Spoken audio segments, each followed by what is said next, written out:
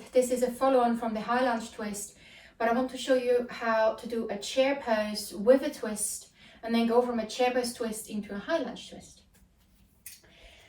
So a chair pose is when we are on the top of our mat, and normally you start in mountain pose.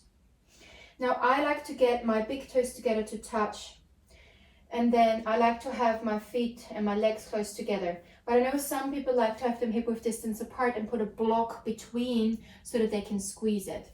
That's up to you. Different variations here possible, of course. So breathe in, bend your legs, and then sink into as if you would sit in a chair.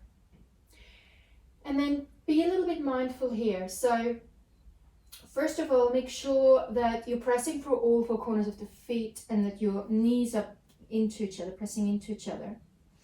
But then also try to tuck your tailbone in. So I hope you can see this movement, and try to exaggerate a little bit and pull a bit of your belly up. And then similar to anything where we have our hands raised, try to draw the shoulders away from the ears, creating space between the shoulders and the ears. And the shoulder blades down your back.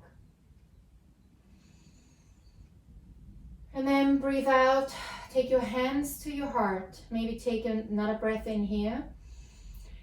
And then breathe out, and again you twist from the waist.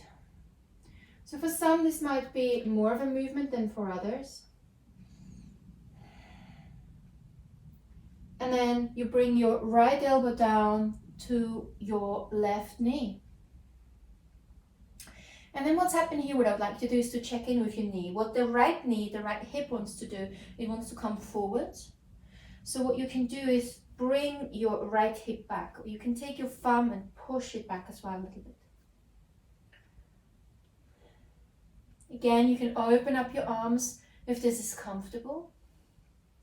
And you will find your thighs quite burning here, and that's okay. That's how it is, and chair gets easier with practice, promise.